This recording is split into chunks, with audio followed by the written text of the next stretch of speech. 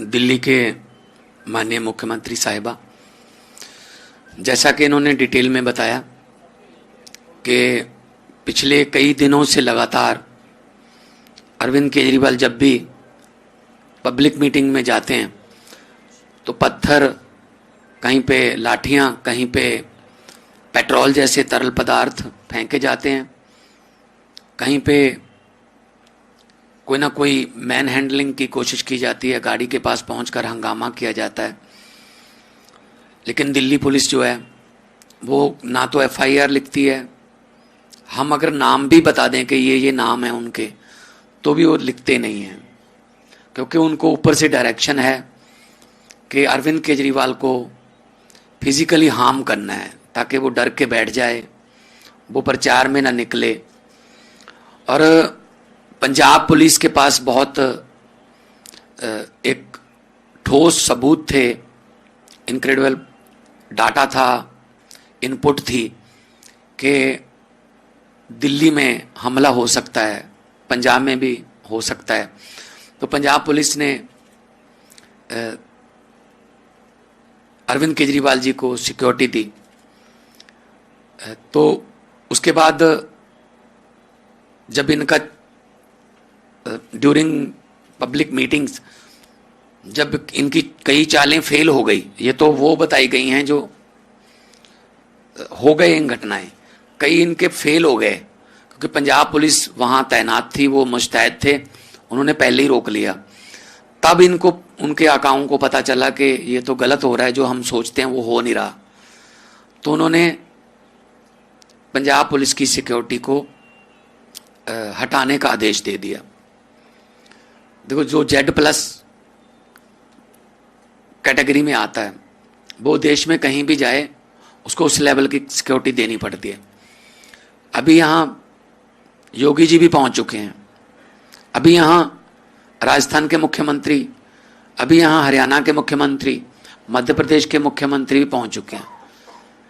तो उनकी जो सिक्योरिटी है वो अपने प्रदेश से लेके आए हैं और यहाँ भी उनको दिल्ली की पुलिस और सेंट्रल फोर्स मिलती है क्योंकि Z++ कैटेगरी के।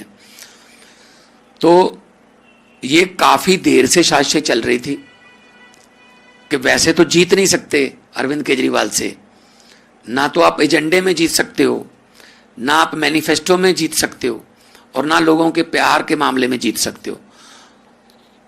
लेकिन उनको फिजिकली हार्म करो। वो कहते हैं ना, जब कोई पहलवान हारने लगता है तो वो गलत हथकंडे अपनाता है, कोई कान ही खा जाता है, कोई कान काट लेता है, कोई पिंच करता है, कोई गर्दन नोचता है। ये वो वाले घटिया हथकंडों पे आ गए। आप एजेंडे में लड़िए ना, लोकतंत्र है, राजनीति अलग से है, लेकिन एक बंदे की जान आप लेने तक पहुंच चुके हो, ये तो बहुत ही घटिया बात है।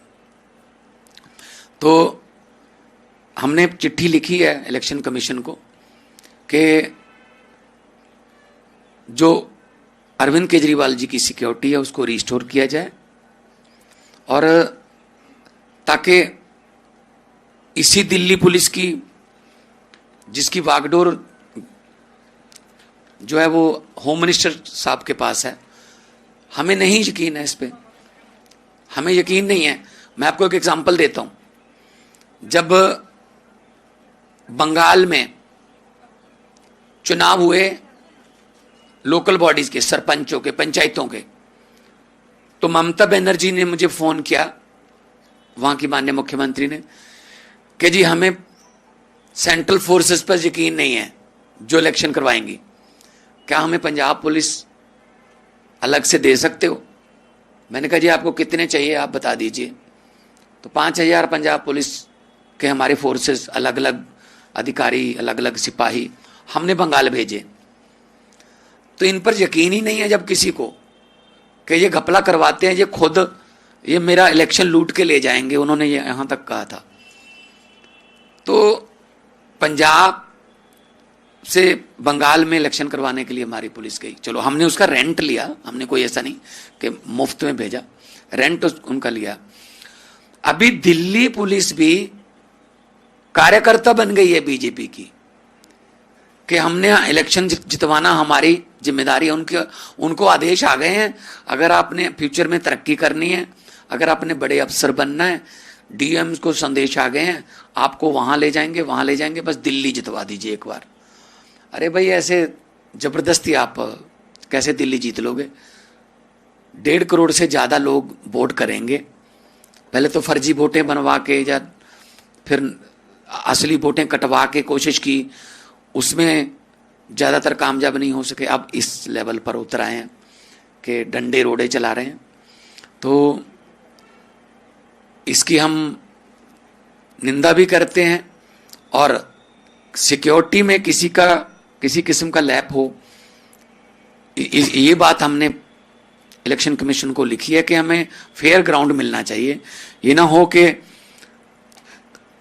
हमें सीधा कहा जा रहा है आप यहां पे गली में आओगे, आप पर पेट्रोल फेंका जाएगा, आप पर पत्थर आएंगे, आप पर डंडे लाठियां वाले बंदे खड़े हैं वहां पे, आप पहले जाके चेक करो। तो ये तो हमें फ्री एंड फेयर ग्राउंड नहीं मिल रहा। तो अगले 10 दिन प्रचार चलेगा, तो कम से कम 10 दिन के लिए इलेक्शन कमीशन को चाहिए कि वो रिस्टोर करें। मुख्यमंत्री जो दिल्ली के थे और हमारे नेशनल कन्वीनर हैं, नेशनल पार्टी के प्रधान हैं, वो, तो उनको सिक्योरिटी देना फर्ज है। लेकिन जो सिक्योरिटी दे रहे हो, अगर उससे हम सेटिस्फाई नहीं है तो उसका अल्टरनेटिव वे हमें मिलना चाहिए। जी,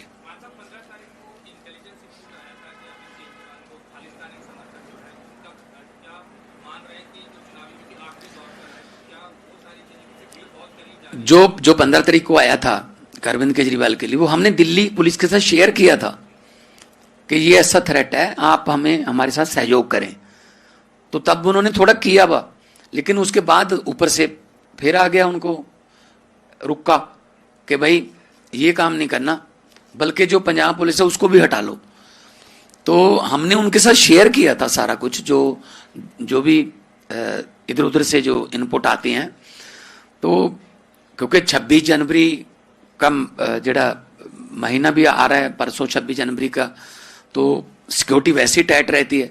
तो ऐसे दिनों को खास तौर पे गैर सामाजिक तत्व जो है वो चुनते हैं कि सिक्योरिटी का ध्यान कहीं और है, तो हम कहीं और जो है अशांति फैलाएं।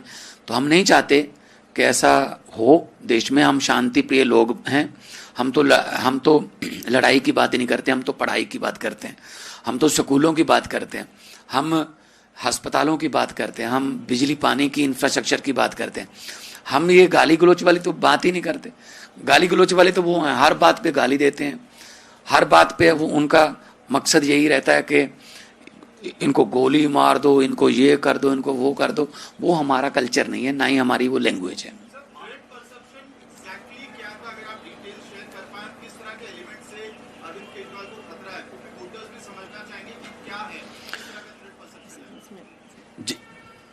अरविंद केजरीवाल जी को खतरा भारतीय जनता पार्टी से है, अमित शाह जी से है। आप देख सकते हैं कि किस तरह से भारतीय जनता पार्टी के कार्यकर्ताओं और दिल्ली पुलिस की जुगलबंदी चल रही है। आप मुझे अभी तक बता दीजिए, हर इंसान ने देखा कि जिन व्यक्तियों ने नई दिल्ली में हमला किया अरविंद केजरीवाल जी पे, वो भारतीय जनता पार्टी के पदाधिकारी थे। जिन्होंने विकासपुरी में हमला किया वो भारतीय जनता पार्टी के पदाधिकारी थे। आज तक एक भी व्यक्ति की गिरफ्तारी नहीं हुई है अरविंद केजरीवाल जी के हमलों में। आज तक किसी पुलिस वाले में एक्शन नहीं हुआ है जो केजरीवाल जी की सिक्योरिटी में है और जिनकी प्रेजेंस में अरविंद केजरीवाल जी पे हमले हो गए। तो अगर अरविंद केजरीवाल जी की जान को खतरा है तो वो भारतीय जनता पार्टी से है, अमित शाह जी से है, उनकी दिल्ली पुलिस से है और उनके कार्यकर्ताओं से है।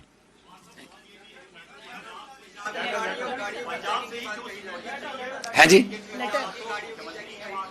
नहीं पंजाब, एक मिनट, ये देश की राजधानी है।